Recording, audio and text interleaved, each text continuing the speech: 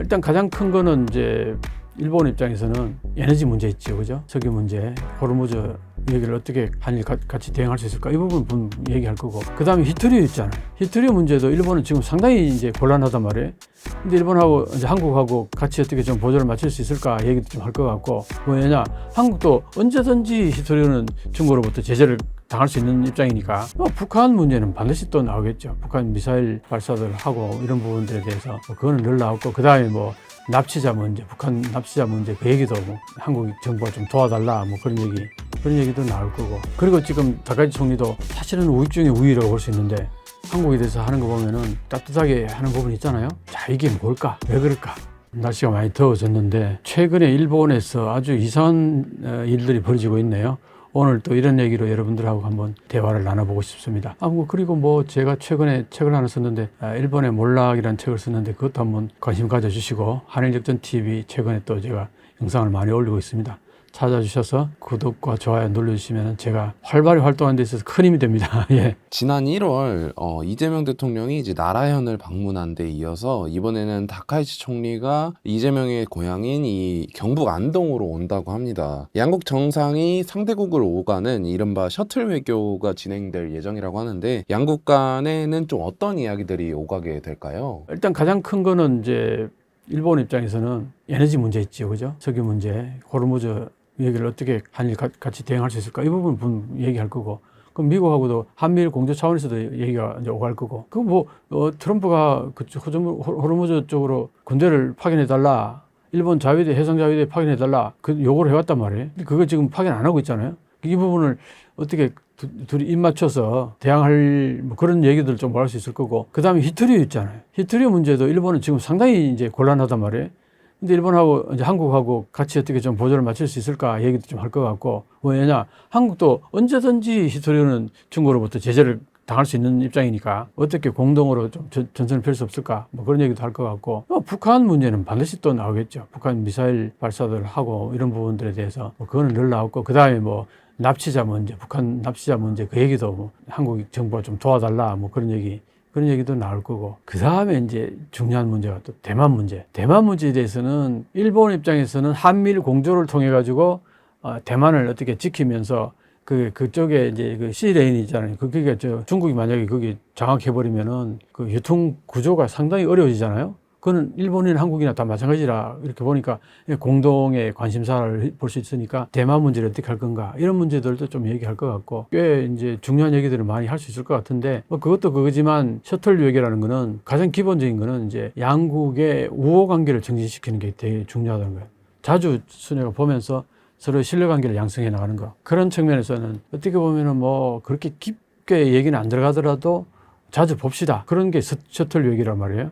그러니까 안동에서는 지난번에는 고베는 이제 다카이치 총리의 고향이었고, 이 안동은 이재명 대통령의 고향이니까 그런 상징성이 있으니까 이번에 그렇게 무겁게 안 들어가더라도 어쨌든 외교로서는 상당히 화기애애하게 할 수 있는 행사가 되지 않을까 그렇게 봅니다. 그렇다면 이 다카이치 사나이 총리 하면은 또 일본에서는 꽤 강경한 우익으로 좀 알려져 있는데, 과거의 우익이라고 하면 한국에 대해 좀 딱딱하게 진행하는 이 외교가 됐을 텐데, 최근 행보를 보면 한국에 상당히 우호적이고 뭔가 웃는 모습이 보여지는데, 일본의 상황이 좀 한국을 이만큼 좀 붙잡을 만큼 좀 다급해졌다라고도 볼 수 있을까요? 예, 그렇죠. 과거의 일본의 우익들은 한국을 정말 낮게 보고 폄하하고 그냥 조롱하고 거의 뭐 한마디로 갑질이나 하고, 이게 일본의 우익들의 행태였잖아요. 정말 그런 행태들을 보고 있으면요, 와, 이 족속들은 도대체 뭐야? 정말 뚜껑이 열리는 저기 한두 번이 아니에요. 그런 걸 보고 있으면은. 그런데 지금은 그런 것들이 많이 사라졌다. 과거에는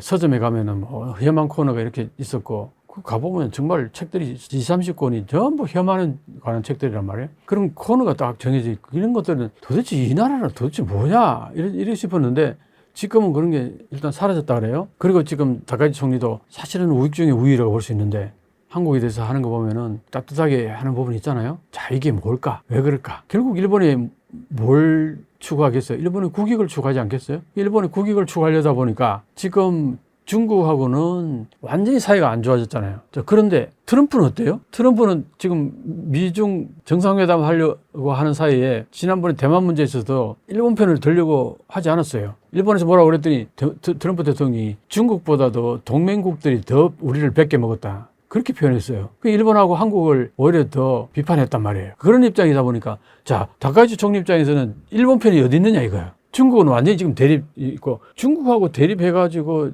일본이 이길 수 있느냐? 어림도 없단 말이에요. 그러면 트럼프 대통령을 사실 믿었는데 트럼프 대통령도 그렇게 보이니까 이런 상황 속에서 한국하고까지 적지게 되면 어떻게 될까, 일본은? 이게 일본은 살아남을 수가 없어요. 이 정보가에서. 그러니까 한국만이라도가 아니라 한국이 지금 엄청 잘 나가고 있잖아요. 이것도 굉장히 큰 겁니다. 한국이 국력이 만만치 않은 거예요. 옛날 같지가 않은 거예요. 그러니까 한국하고 잘 지내면은 충분히 중국하고 견제하는 데 있어서 나름대로 큰 도움이 될 수 있다고 보는 거죠. 그러니까 한국하고 잘 지내자. 이게 과거에 다카이치 총리가 한국에 대해서 했던 언질이라든가 그 인식 같은 것을 보고 있으면요. 정말 지금의 그 다카이치 총리의 그 행동들은 저게 본심에서 나오는 걸까 아니라고 보는데 결국은 뭐겠어요. 국익을 위해서 자기 개인의 그 정치가의 때 인식과 총리로서의 인식이 많이 바뀌었다. 그건 어쩔 수 없는 거죠. 그건 당연하고 어떻게 보면 그건 잘하고 있는 거라고 보는 거죠. 일본은 정치에 무관심한 나라, 시위가 없는 나라로 잘 알려져 있는데요. 최근 도쿄 한복판에서는 5만 명이라는 역대 최대 규모의 시민이 모여서 다카이치 퇴진을 외쳤다고 합니다.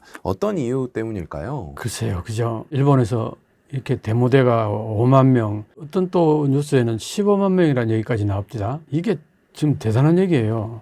일본이 그동안 시위 없기로 유명한 나라였잖아요. 그죠? 근데 이제 이 정도 나온 게 딱 하나입니다. 헌법 개정이에요. 이 헌법 개정은 결국 뭐냐? 일본이 다시 전쟁하는 나라 그쪽으로 가는 게 아닌가? 헌법 개정해서 이 부분에 대해서 일본 국민들이 특히 이제 좀 뭐랄까 진보 세력들은 이 부분은 뭐 줄기차게 반대해 왔거든요. 헌법 개정에 대해서. 그러니까 이제 그 부분 때문에 이렇게 데모대가 많이 모였는데 사실 지금 다카이치 사나이 총리가 그렇게 지지도가 높음에도 불구하고 이렇게 데모대가 뭐 5만에서 15만까지 모였다 이런 얘기는 이 헌법 개정 하나 때문이에요.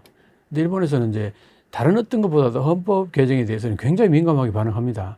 그래서 이거는 왜 그러냐 하면은 과거 일본이 2차 세계대전 때 그 군국주의로 인해 가지고 주변 국가들도 많은 피해를 입었지만 사실은 일본 국민들도 굉장히 피해를 많이 입은 거죠. 그냥 뭐 동원돼 가지고 거의 개죽음 같이 그냥 전선에서 죽고 굶어 죽기도 하고 군인으로 이제 동원돼 가지고 그리고요 아주 놀라운 게 패전하고 난 다음에 그 중국이라든가 한국에서 일본 군인들이 철수하면서 자기 국민들 다 버리고 군인들부터 먼저 철수했어요. 그게 작가들이나 그 뒤로 저널리스트들한테 그런 분석글들이 계속 올라왔었어요. 그러니까 일반 국민들 입장에서 볼 때는 군인들이 하는 일이 뭐냐? 자국의 국민의 생명과 재산을 보호하는 게 그게 목적인데 2차 세계 때 이 군국주의자들이 한 행동을 보니까 자국민들을 생명과 재산을 지키는 것이 아니라 자기들의 생명과 재산을 먼저 지키더라 이거야. 그래서 그 뒤로 헌법에서 이제 두 번 다시 전쟁을 하지 않겠다는 결의를 한 다음에 일본 국민들은 군인에 대해서 절대 믿질 않아요. 저놈들은 절대 지들 먼저 생각하지 국민의 생명과 재산을 생각하는 놈들이 아니다. 거기에 대해서 교육도 많이 받아왔고 여러 가지로 저널리즘을 통해서든 뭐 특집 방송을 통해서든 그런 것들 방송들을 많이 봐왔기 때문에 일본 자위대 안 믿어요. 그러니까 이제 그게 지금 다카이치 총리가 자위대에게 따뜻한 눈길을 보내면서 뭐 군인으로 이제 승격시키는 것 같이 계급도 이제 군인의 계급으로 따르겠다 그러고 자위대를 이제 완전히 군인으로 승격시키려고 하는 그런 움직임이 보이니까 일반 국민들 입장에서 보면 그렇게 되면 또 전쟁터로 가는 거 아니냐. 자위대는 군대가 아니라고 확신하는 거예요, 일본 국민들이. 그럼 뭐 자위대는 뭐냐? 거의 공무원에 준한다고 생각을 해요. 그럼 공무원들이 하는 일이 주로 뭐냐? 실제로 지금 보면은요, 전투는 거의 일어난 적이 없잖아요. 60, 80년 가까이를. 그러다 보니까 자유대가 그동안 해온 일이 뭐냐 하면은 지진이 일어나면은 거기 가서 그걸 도와주고 그러니까 그런 의미에서는 굉장히 일본 국민들한테 지지도가 높아요. 그런데 그런 용도가 이제 사라지고 전쟁터에 나와서 전쟁을 치르는 군인으로 성격시키겠다고 얘기하는 거나 마찬가지란 말이에요. 그 일반 국민들 입장에서나 자위대 내에서도 아니 나는 솔직히 말해서 전투에 나간다는 생각 전혀 없이 나는 자위대 입대했는데 지금 헌법 개정해가지고 그러면 전투하러 나간다는 얘기 아니냐. 거기에 대한 불안들이 굉장히 많은 거예요. 그게 이제 이렇게 데모를 하게 만드는 하나의 큰 요인이라고 봅니다. 특히 젊은 사람들은 한번 생각해 보세요. 한국도 옛날에 군대 안 가려고 얼마나 젊은 사람들이 발버둥 쳤습니까? 근데 일본은 지금 이 헌법으로 군대 안 가도 좋은데 헌법 개정하게 되면 다 군대 끌려갈지도 모르는데 누가 그 좋아하겠어요. 그러니까 반대 세력들이 대마로 나오는 거죠. 그렇다면 이 다카이치는 헌법 구조를 고쳐가지고 전쟁할 수 있는 일본으로 만들려고 하고 있는데 이 반대 세력이 이렇게 만만치 않음에도 불구하고 일본을 이렇게 꼭 바꾸려는 이유는 뭘까요? 그게 참 이해가 잘 안 갈 수도 있어요. 주변 국가들 입장에서는. 근데 이런 건 있습니다. 국가라는 것은 모든 국가가 군대를 가지고 있다고 보면 돼요. 그건 왜냐? 전 세계가 스스로의 생명과 재산을 스스로 지켜야 된다. 이게 국가의 본질이에요. 국가가 존재하는 이유라고요. 제1차 존재 이유란 말이죠. 근데 일본은 그게 안 됐잖아요. 헌법 구조에 의해 가지고.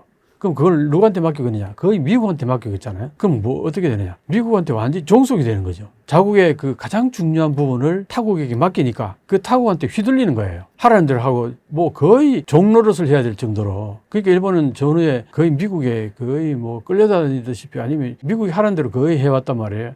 이런 부분에 대해서 우익들 입장에서는 자존심이 상하기도 하고 국가가 이래서는 안 된다는 자각도 있고 과거에 일본이 강했던 적이 있었다. 거기에 대한 향수도 있고 그리고 원론적으로는 국가는 셀프 헬프 스스로 지켜야 된다. 그러려면 군대에 있어야 되는 거 아니냐. 이게 굉장히 원론적인 얘기일 수도 있어요. 그런 거. 그러니까 이제 자립심에 대한 얘기도 있고 뭐 그런 여러 가지 맥락 속에서 이제 이런 얘기가 나오는데 그게 이제 우익들은 어쨌든 가장 우익적이라는 얘기라는 일본에서 우익이라는 얘기는 뭐냐면 헌법 개정해가지고 군대 갖자. 이게 우익이에요. 그런데 어떻게 보면은 모든 나라들이 다 군대를 가지고 있는데 그럼 우리가 군대 갖겠다는데 그게 뭐가 잘못이냐? 우익들은 그렇게 얘기하죠. 당연하지. 어떻게 보면 당연한 얘기예요. 그런데 왜 당연하지 않느냐 하면은 니들이 과거에 전부 였었냐? 군대를 가지고 엄청나게 많은 나쁜 짓을 했지 않느냐. 그리고 너희들 국민조차도 그걸 인정하지 않지 않느냐. 이런 맥락에서 나오는 거예요. 그러니까 그런 부분 때문에 일본의 전후에는 자민당이 결성되면서 제일 자민당이 첫 번째로 해야 되는 게 헌법 개정이었다고요. 1955년에 자민당이 자유당과 민주당이 합쳐져가 자유민주당이 결성되면서 그때 당의 제일 먼저 임무가 개헌이었다고요. 근데 지금까지 개헌 못하고 있잖아요. 그 자민당 입장에서는 존재 이유가 개헌인 거예요, 사실은. 그런데 그걸 지금까지 못했으니까 그게 불가능해서 시도를 안 했는 것도 많아요. 근데 이번에 다카이치 총리는 자민당 특히 중의원에서 3분의 2 이상을 획득했잖아요. 그러니까 이제 거기에 대해서 굉장히 고무가 된 거예요. 그리고 그 국회의원들 사이에서는 헌법 개정에 대해서 찬성하는 사람들이 더 많고 이러니까 이제 거기에 대해서 고무가 된 거지, 이제. 다카이치 총리 입장에서는. 그리고 다카이치 총리 자체가 워낙 우익적인 인사고 그러니까 이게 다카이치 총리 입장에서는 자기가 개헌을 한다는 어떤 그 액션을 취하면은 우익들은 전적으로 다카이치 총리를 지지해 줄 거예요. 정치적으로 이거는 다카이치 총리 입장에서는 이건 반드시 밀고 나갈 거예요. 왜? 지지를 얻기 위해서. 그러니까 이제 일본이 앞으로 이제 양분될 거예요. 우익 세력들과 일본 진보 세력 국민들, 평화를 사랑하는 일본 국민들. 완전히 이게 한번 불 붙으면요. 지금 15만, 이게 앞으로 50만 될지도 모르고 100만이 될지도 몰라요. 그런 식으로 이제 갈 건데 어쨌든 다카이치 총리가 그렇게 하고자 하는 것은 국가의 자존심, 그 다음에 정치적인 어떤 이해관계 뭐 이런 것들로 밀어붙이는 것 같아요. 다카이치는 이 자민당 당대회에서 내년 봄까지 개헌안을 발의하겠다라고 공언하며 좀 화제가 되었는데요. 1년도 안 남은 시점이긴 한데 사실 이게 현실적으로 좀 가능한 건지 만약에 이게 통과가 된다면 일본은 좀 어떤 변화가 찾아오게 될까요? 현실적으로는 어려울 거예요. 첫째, 참의원 의원이 3분의 2가 안 되죠. 자민당이. 3분의 2 넘어야지 발의가 되니까. 일단 그게 어려울 거고, 그 다음에 국민투표에서 과반수를 차지해야 되는데, 이게 만만치 않을 거예요. 국민들은 분명히 얘기하는데, 전후에 이 헌법 구조로 인해서 일본이 한 번도 전쟁에 휘말리지 않고 지금까지 경제 대국으로 잘 살아왔다, 이렇게 보는 거죠. 그리고 조금 전에도 얘기했듯이 일본의 젊은 사람들은 군대 안 가도 좋은데, 현재 헌법으로 군대 안 가도 좋은데 헌법 개정에 군대 가는 거 누가 바라겠어요? 그 부모님들도 바라겠어요? 아무도 안 바라요. 그러니까 우익들이 아무리 주장해봐야 국민 투표에서 통과될 가능성이 별로 없다. 그렇게 이제 봅니다. 그러니까 아마 일단 가능하지 않다고 보는 거고요. 그렇게 해서 혹시 다카이치 총리가 추진한 대로 된다고 하더라도 어디까지 가느냐 하면은 자위대를 하나의 이제 현재는 이게 존재 자체를 위헌이라고 얘기하는 쪽이 많아요, 아직도. 그러니까 명시적으로 자위대는 헌법에 명시적으로 이제 기입하는 거예요. 그러면 이제 두 번 다시 위헌이라는 소리는 이제 안 듣겠죠. 그렇다고 해서 그 지금 현재 평화헌법인 그 전쟁을 영원히 포기한다. 그 다음에 교정권을 영구히 포기한다. 전력을 두지 않는다. 이런 여러 가지 얘기들은 그대로 두고 있단 말이에요. 그러니까 어떤 의미에서는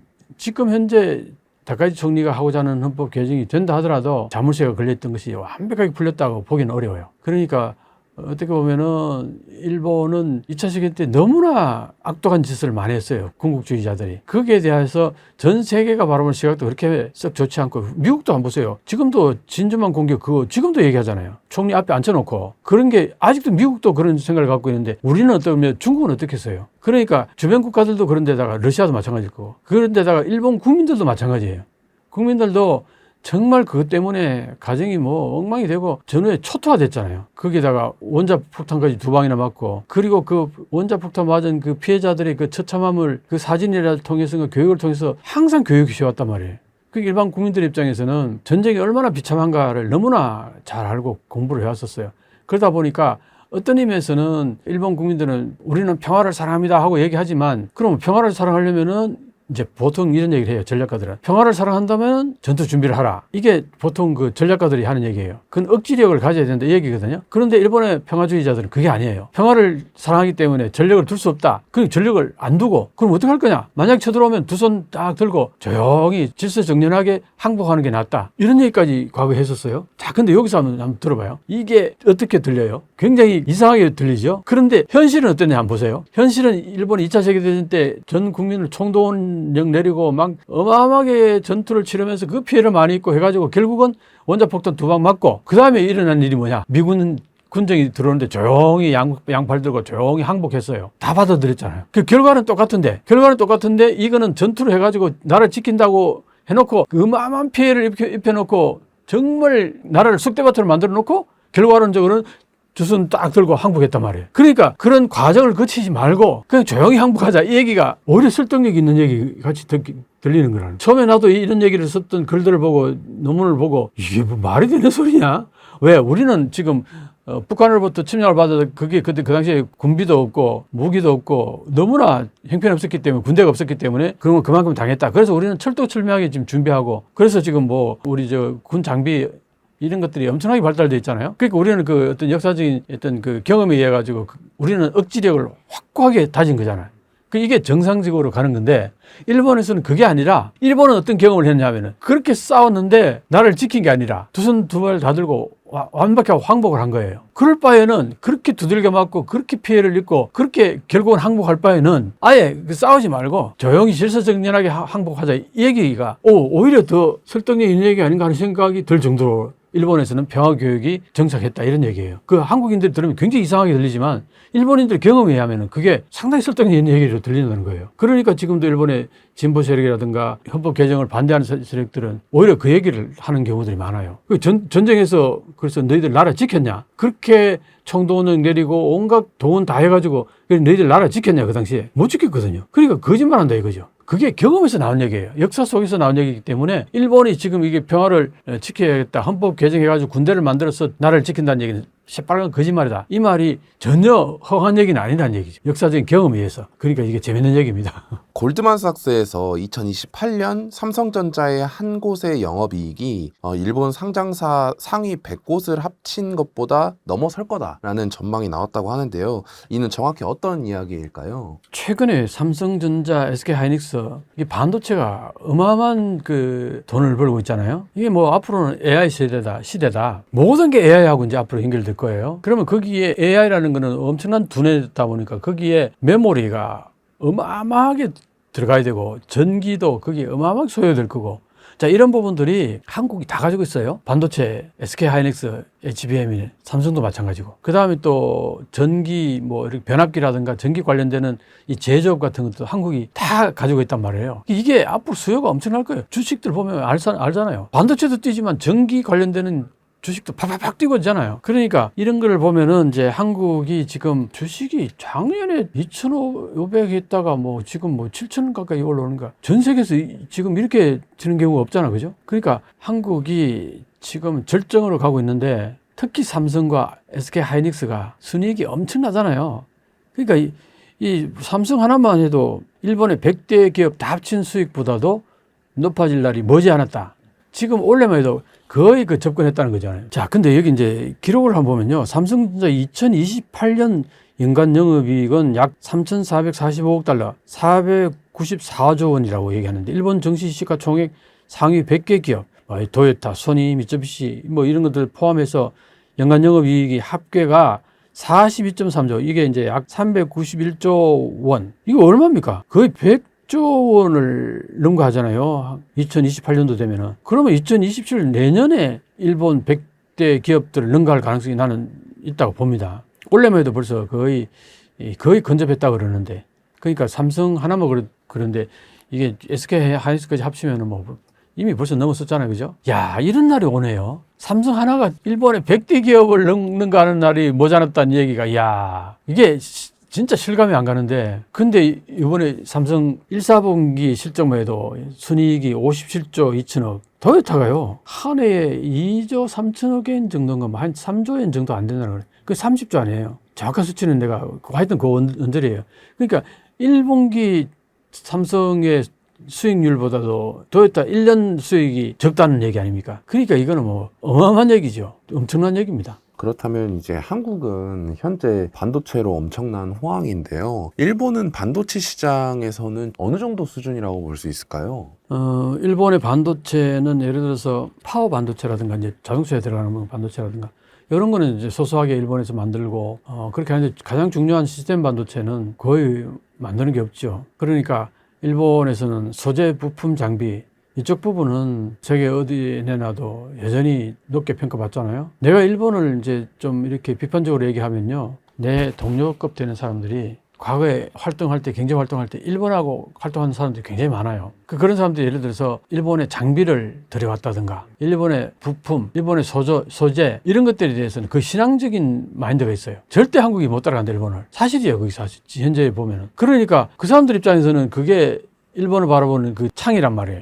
내가 하는 얘기는 난 전체적인 그 큰 그림 속에서 전반적인 걸 다 총괄했을 때 한국이 일본을 능가하고 있고 한일 역전이 이루어지고 있고 뭐 이런 얘기를 하는데 그게 부분적으로 종사했던 사람들 입장에서는 에이, 한국이 일본을 어떻게 따라간다 뭐 어쩐다 얘기는 빨간 거짓말이다. 이런 식으로 얘기하는 사람들이 많이 있어요. 그러니까 이제 일본의 반도체는 역시 반도체에 들어가는 소재, 부품, 장비는 아직도 뛰어난데 이게 아날로그 사회잖아요. 그 뛰어난데 완제품인 시스템 반도체는 뭐 거의 사라졌단 말이에요. 40나노에서 거의 맥이 끊겨버렸고 그리고 지금 현재 그걸 많이 하려고 하는 것이 이제 TSMC를 유치해가지고 일본에 TSMC 유치하면 그게 일본 기업인가요? 다른 나라 기업이잖아요. 유치한다고 해서 뭐 특별히 그러니까 그거는 이제 그 당시에 뭐랄까 팬데믹 시절에 서플라이 체인에 문제가 생겨가지고 반도체를 못 구해가지고 일본 자동차 산업이 그 당시에 한 60만 대를 자동차를 못 만들었어요. 그러니까 이제 앞으로도 어떤 일이 있어도 필요한 반도체는 내 땅에서 생산해야 쉽게 서플라이를 할 수 있다, 공급을 할 수 있다. 그런 측면에서 TSMC를 일본에 이제 유치한다. 그런 의미가 있죠. 전혀 의미 없는 건 아닙니다. 자, 그렇기도 하고 또 하나는 이제 만약에 중국이 대만을 점령했을 경우에 반도체 어떻게 할 거냐 이런 부분에서 대체안으로서는 의미가 있어요. 그렇긴 하지만 일본 반도체 발전에 있어서는 크게 큰 의미가 없어요. 의미가 있다면은 대만 기술을 훔쳐서 일본 기술로 이전하려고 하는 거 실제로 그런 일이 있었어요. 그러니까 대만하고 지금 TSMC하고 사이가 별로 안 좋아요. 지금 현재 3나노 기술자를 뭐 어떻게 기술을 훔쳐가다가 그게 적발이 돼가지고 그 기사도 한번 나오고 했어요. 나는 처음부터 일본이 그렇게 TSMC를 그렇게 유치하려고 막 했을 때 저게 그렇게까지 일본한테 절박한 이유가 뭘까? 저 혹시 기술 탈취하려고 저러는 거 아닐까? 아니나 다를까? 그런 맥락이고, 그 다음에 그러다 보니까 이제 일본에서도 자체적으로 이제 파운드리를 만들려겠다 해서 만드는 게 래피더스잖아요. 그게 래피더스인데, 그게 홋카이도에 공장을 짓고 해서 대기업 8군데가 같이 합작 투자 해가지고 어벤져스 같이 막 나가보자 이랬는데, 대기업들이 뭐 10억엔씩 투자하고 뭐 은행에서 3억엔 투자 73억엔 근데 5조엔까지 필요하다 그러는데 5조엔 우리들로 치면 뭐 50조 칩시다. 그런데 773억엔이면 얼마입니까? 정말 그 100분의 1도 안 되는 돈을 투자하고 뭐 지금까지도 거의 투자를 안 했다고 그러는데 그러니까 결국은 그 돈을 누가 다 투자했느냐? 지금 일본 정부가 다 투자하고 있단 말이에요. 이런 부분들이 그러니까 래피더스가 과연 성공할 수 있을까 하는 얘기에 대해서는 일본에서는 회의적인 얘기가 많이 나옵니다. 그렇긴 하지만 일본에서는 일본 정부가 어떤 생각을 갖고 그걸 투자하느냐면은 앞으로 사회는 반도체를 생산하지 않는 나라와 반도체를 생산하는 나라와는 국격이 달라진다. 반도체를 생산하는 나라는 1등 국가가 될 수 있고 반도체를 생산하지 않는 나라는 3등 국가, 4등 국가로 전락할 가능성이 있다. 이렇게 봐요. 왜냐? 앞으로 미래 세대는 석유보다도 이게 반도체가 더 중요할 가능성이 많은 거예요. AI 시대가 오면은 반도체는 어마어마하게 막 필요를 하잖아요. 근데 그걸 지금 한국은 삼성이나 SK 하이닉스가 지금 다 담당하고 있잖아요. 대만은 TSMC가 하고 있고 중국도 엄청나게 지금 그쪽에 쏟아붓고 있잖아요. 7나노까지 뭐 만들어냈다는 얘기까지 나오던데 미국도 마찬가지고. 근데 여기에 동북아에서 일본만 뒤처지게 되면 이제 일본은 3등국, 4등국가로 들어갈 위험이 있다. 이렇게 보는 거예요. 일본 정부가. 그러니까 사생결단 지금 달려들어가지고 이게 실패하면은 정말 일본은 끝이다. 뭐 거의 그런 심정으로 일본 정부가 여기에 투자를 하고 있어요. 그렇긴 하지만 아니 그렇게 뭐 마음만 그렇게 앞서고 돈만 투자한다고 뭐 반도체가 또 나오나요? 일본에서는 40나노 만드는 기술자가 거기서 멈췄는데 40나노 위에 26나노 뭐 17나노 뭐 16나노 뭐 7나노 6나노 3나노 그 단계를 다 거쳐야 그 다음에 2나노 만드는 그런 과정들을 삼성은 TSMC는 다 거쳤단 말이에요. 근데 일본은 그걸 안 거치고 래피드스가 2나노를 만들겠다 그러니까 이거는 일본에서는 뭐라고 그러냐면 오다니 선수 알아요? 메이저리그에 가서 어마어마한 선수잖아요. 일본에서 이제 중학교에서 잘 던지는 투수가 나는 내년에 오다니처럼 될 거야. 몇 년 후에 오다니 선수처럼 될 거야. 그래서 메이저리그에 갈 거야. 3년 후에. 이렇게 얘기하는 거하고 똑같다는 얘기예요. 그게 말이 되냐. 일본에서 그렇게 표현해요. 그 정도로 말이 안 되는 얘기를 지금 하고 있다. 일본 래피더스가. 그 정도로 지금 일본의 반도체 상황은 그렇고 뭐 그러니까 한국의 지금 반도체하고는 비교가 안 되는 상황이죠. 일본 정부는 10조엔, 한화 100조를 들여서 엔화 방어를 위해 외환 시장에 직접 개입을 했지만 엔저의 흐름은 바뀌지 않았다고 합니다. 상당히 심각한 상황 같은데요. 이는 좀 어떻게 바라보고 계시나요? 야, 이 얘기는요. 나도 그동안 꾸준히 얘기해왔던 얘기예요. 일본이 이것 때문에 망한다. 위기의식이 굉장히 강하거든요. 이게 무슨 말이냐니까 엔저로 가서 문제는 뭐가 발생하냐면은 엔저로 가게 되면은 수입 물가가 높아지잖아요. 수입 물가 높아지면은 국내에 들어와서 그게 국내 물가를 올릴 거란 말이죠. 국내 물가를 올리면 어떻게 돼요? 임금도 같이 올려줘야 될 거 아니에요. 근데 임금은 못 올려주고 있는 거예요. 일본 기업들이. 그러니까 디플레이션이 계속 될 거라는 얘기죠. 그런데 물가는 올라가. 이걸 스태그플레이션이라고 그래요. 이렇게 되면은 이제 일본 경제가 엄청나게 어려워지잖아요. 그러면 이제 물가가 올라가면 금리를 올려야 될 거 아니에요? 금리를 올리면은 어떤 현상이 벌어지냐? 일본이 그동안 거의 0% 내지 마이너스 1%대 한 20, 30년 쭉 오다 보면 그게 관성의 법칙 비슷하게 거기에 맞춰가지고 모든 경제 활동을 해왔던 기업들이라든지 여기에서 지금 0.75%인데 이자율이 앞으로 1%, 1.25%까지 올리면은 이 이자를 감당을 못하는 기업들이 속출하고 개인도 그렇게 은행에서 돈을 빌려가지고 집을 지었던 사람들 이런 사람들이 이자 반환하고 뭐 이렇게 생활하는 데 있어서 되게 어려움을 겪게 된다는 얘기죠. 그럼 어떻게 돼? 수요가 또 줄어들겠죠. 수요가 줄어들면 또 경기가 활성화 안 될 거란 말이에요. 이게 악순환이 된다는 거죠. 그러니까 그렇게 되면은 그래서 이제 다카이치 총리가 경제 성장을 하도록 하기 위해 가지고 돈을 많이 푼다 이런 얘기 하잖아요. 돈을 많이 풀려고 그러는데 돈이 어디서 있냐? 경제가 활성화 안 되니까 소위 말해서 세금이 많이 안 거칠 거 아니에요. 근데 세금 감면해 주겠다는 얘기는 또 많이 했어요. 그러니까 세금은 더 안 거칠 거 아니야. 그럼 어디 돼? 결국은 빚을 끌어오는 거잖아요. 안 그래도 빚이 이만큼 많은데 여기 빚을 더 쌓아 올리면은 거기에다 금리 올리면은 이 빚에 따른 이자가 엄청나게 늘어나요. 국가 예산에 이렇게 해가지고 거기에서 이자 지불하는데 3분의 1까지 나갈지도 몰라요. 이게 말이 되냐고요. 이렇게 되면요. 어떤 문제가 발생하냐면은 일본의 국채 금리가 올라갑니다. 국채 금리가 올라간다는 것은 일본의 국채가 인기가 없다는 얘기잖아요. 일본 정부 지금 보니까 소위 말해서 정부가 무너질지도 모르겠다. 일본 재정이 무너질지도 모르겠다. 그럼 일본 정부에 대해서 불신이 생길 거 아니에요. 그럼 일본 정부가 발행하는 국채가 인기가 없어지는 거예요. 인기가 없어지면 누가 살려고 안 그러잖아요.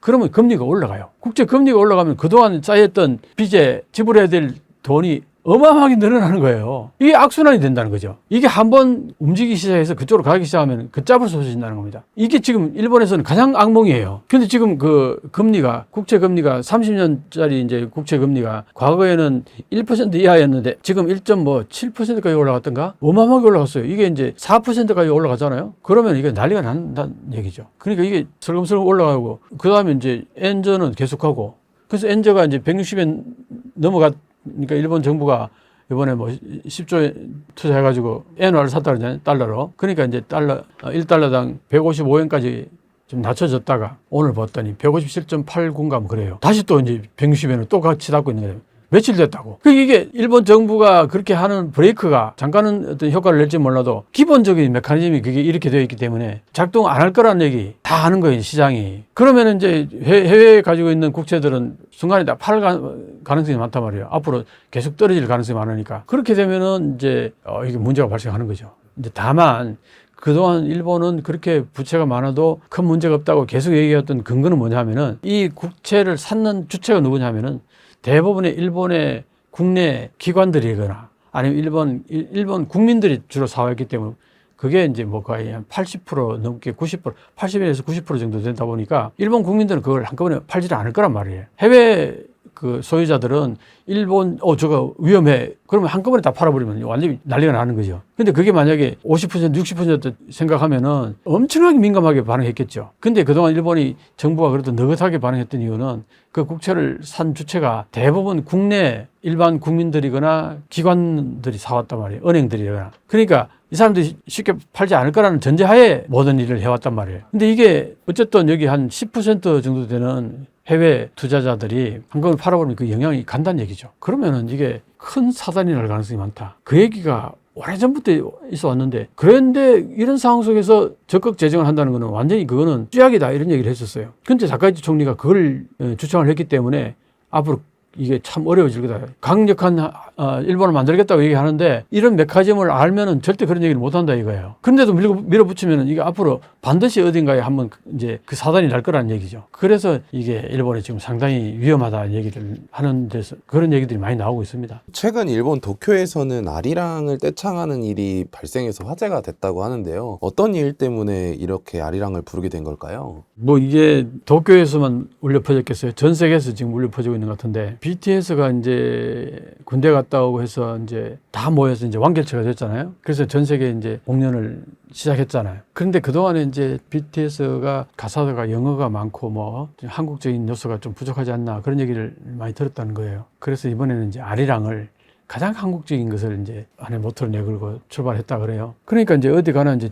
아리랑을 부를 거 아니에요. 그러니까 도쿄에서도 이제 아리랑이 이제 울려 퍼졌겠죠. 근데 아리랑이 뭡니까? 아리랑이 한국민에게서는 그 소울풀한 노래잖아요. 이게 뭐 민요이기도 하고 한국민의 그 애환과 과거의 역사 속의 서러움과 많은 부분들이 녹아있단 말이죠. 그리고 그게 일본은 깊이 관여돼 있어요. 일본 일제 식민지 기간 동안에 이 아리랑은 우리 한국 서민들 정서의 독립과 뭐 그런 문제들과 밀접하게 관련돼 있고 어쨌든 일본이 탄압할 때에 이 그 서민들의 애환을 달래주는 노래로서도 아리랑도 많이 불려졌고 그랬단 말이죠. 그런 노래가 이제 일본에서 울려 퍼지고 일본인들이 막 따라 부르고 야 이거는 정말 우리 돌아가신 우리 선조들께서 보시면은 뭐 어떤 심정일까요? 야 격세지감을 느끼면서 눈물을 흘리실 거예요. 그 정도로 감격해서 그런 상황인 거죠. 사실 80년대, 90년대까지만 해도 우리나라가 좀 일본의 음악이나 패션, 애니메이션을 좀 베끼거나 아니면 좀 부러워하던 시절도 있었는데요.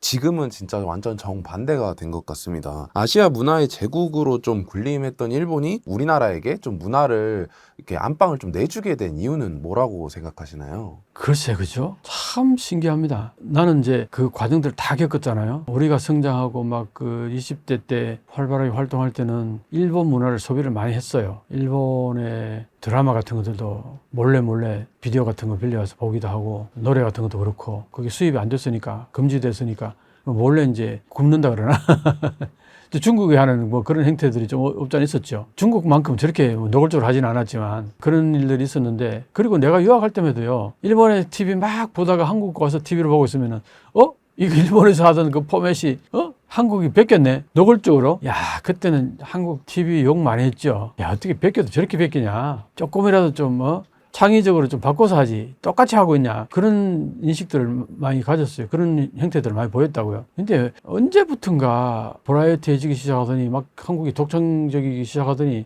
지금은 뭐 독창 끝판까지 왔잖아요. 전 세계가 오히려 한국을 베끼는 지경까지 왔죠. 일본도 이제 한국을 벤치마킹 하려고 그러고 막 이제 베끼는 부분도 있고 그 정도로 왔는데 이런 것이 있는 것 같아요. 한국은 기본적으로 엄주 가무에 능한 민족이라는 얘기가 있었어요. 옛날에 내가 고등학교 때 배울 때 그게 무슨 말인가 몰랐는데 내가 일본 가서 유학을 하면서 이제 일본인들하고 같이 노래방 같은 데 가잖아요. 그 하면은 한국인들이 휘젓거든요. 휘져요. 그 얘기를 많이들 합니다. 그만큼 한국인들이 노래도 잘하고 이 흥에 겨워하는 이런 부분들은 일본인들하고 비교가 안 돼요. 그러니까 기본적으로 한국은 그런 엄주 가무에 능한 민족으로 오랫동안 그게 자리 잡고 있었는데 실제로 그런 얘기도 많이 합니다. 한국은 지금까지 드라마도 그렇고 모든 것들 그런 것들이 과거에도 그런 식으로 잘했고 해왔는데 안 알려졌을 뿐이다.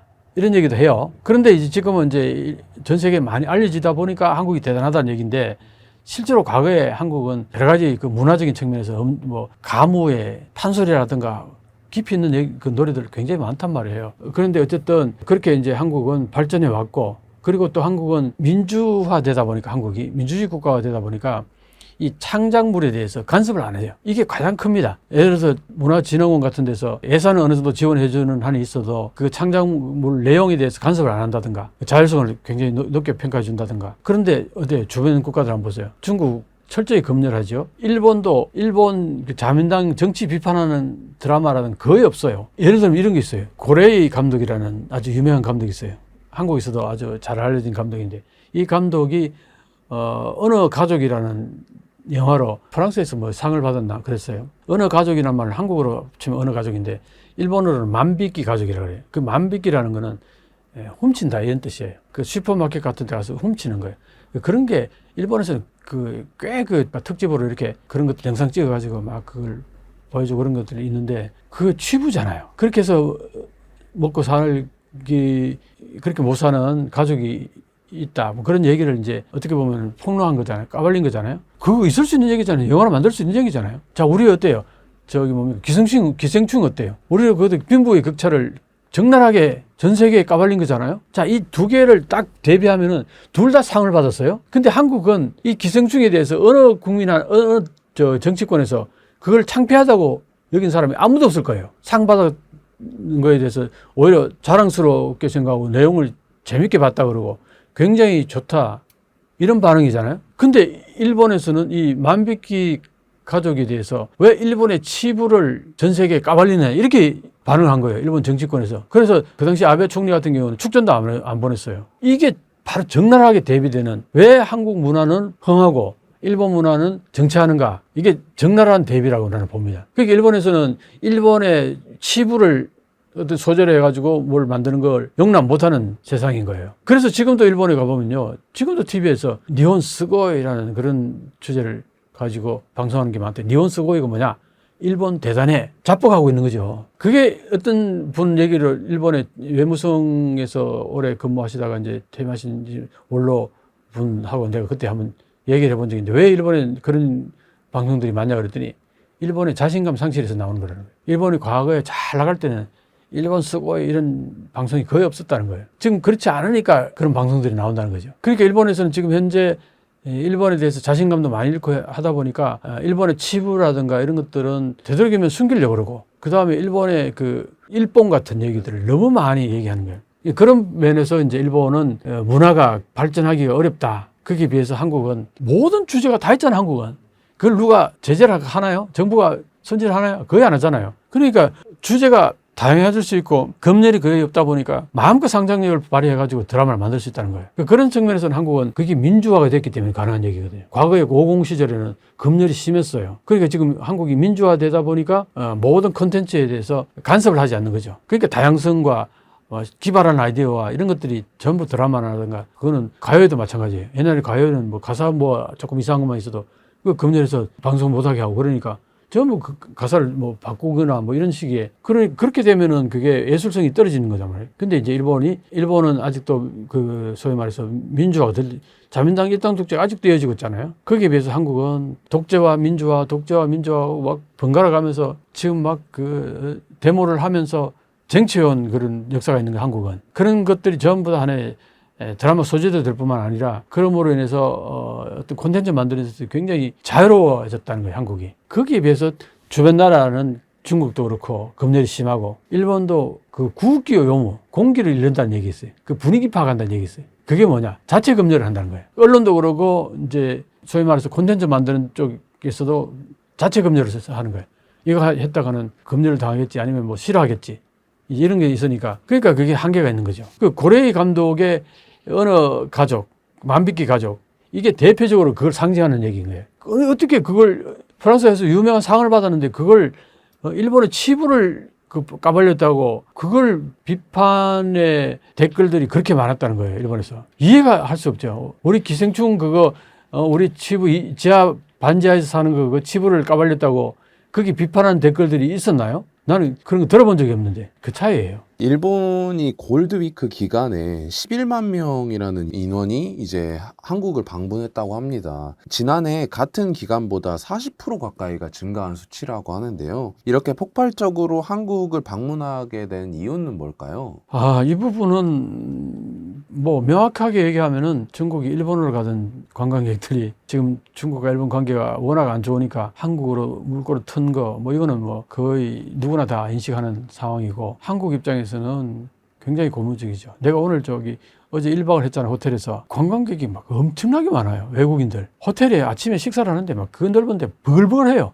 호텔이 그러면 진짜 돈 많이 벌겠다는 생각이 들더라고. 그 정도로 지금 외국 관광객들이 많이 들어온다는 거잖아요, 한국이. 그러니까 그게 특히 중국인들 같은 경우에는 그동안 일본에 많이 가다가, 일본에 가서 뭐 했습니까? 성매매 하러 많이 갔어요. 특히 젊은 층들이. 근데 그게 이제 막히면서 한국으로 이제 발길을 돌렸죠. 근데 뭐 한국이 성매매 하러 오는 건 아니겠죠. 왜냐하면 한국은 일본하고 그런 분위기가 전혀 아니니까. 어쨌든 그래서 지금 한국에 중국인들이 많이 몰려들어오는 것은 일본을 가던 관광객들이 한국으로 발길을 돌린 게 아닌가, 뭐 그렇게 이제 뭐 아주 단순하게 그거는 볼 수 있는 것 같고, 어쨌든 지금 한국의 관광객들이 뭐 중국인뿐만 아니라 많이들 동남아 쪽에서도 그렇고 서구에서도 그렇고 또 많이 밀려오는 게, 지금 한국 컨텐츠를 보고서 한국에 대해서 굉장히 한국엔 꼭 한번 다녀오고 싶다, 그런 분위기가 굉장히 강하잖아요. 거기다가 최근에 이제 BTS가 활동을 하면서 아마 이게 폭발적인 어떤 그 분위기를 만들어낼 것 같아요. 그런 부분이 지금 많이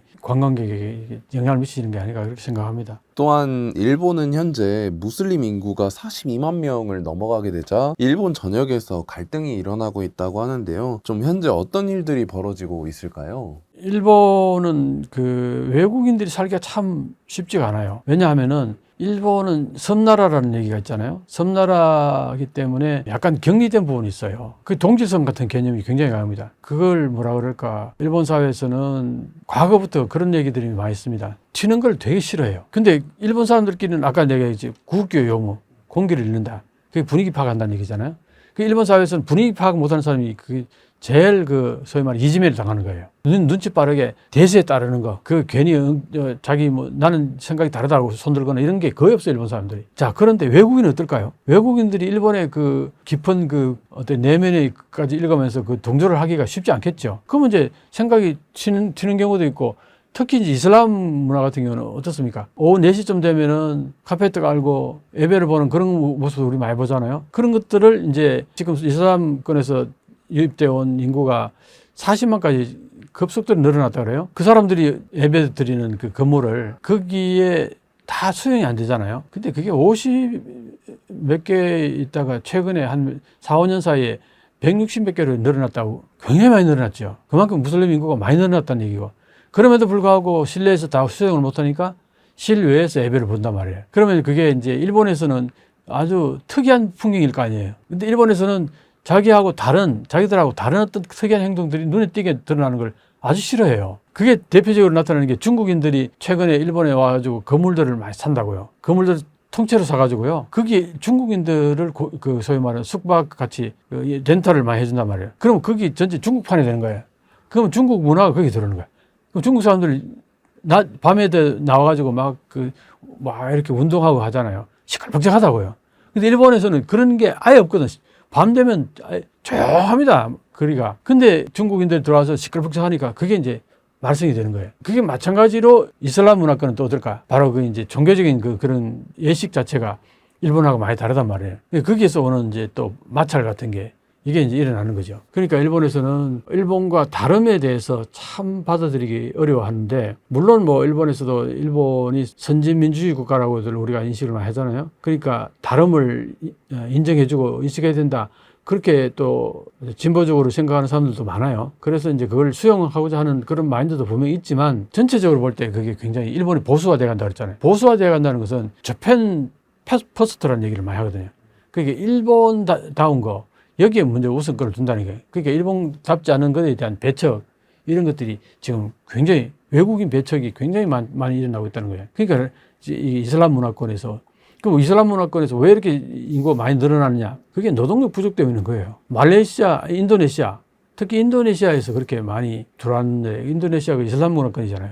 그러니까 인도네시아에서 노동하러 왔다가 그 사람이 자기들 공동체를 만들고 그 공동체에서 이제 종교 활동을 하면서 이게 이제 마찰 요인이 되는 거예요. 그러니까 이거는 어떤 의미에서는 일본 입장에서는 그렇다고 해서 노동 인구가 부족하니까 해외 노동력을 들여오지도 않고서는 어떻게 할 방법이 없단 말이에요. 그러니까 이게 딜레마인 거죠. 그래서 이제 어떻게든 뭐 서로 타협해서 잘 지내보자 공조를 모색하기도 하고 하는데 최근에 어쨌든 일본이 외국인 배척 운동 같은 게 보수화되는 경향이 강하다 보니까 이게 마찰로 더 불거지는 게 아닌가 그냥 그렇게 이제 보죠.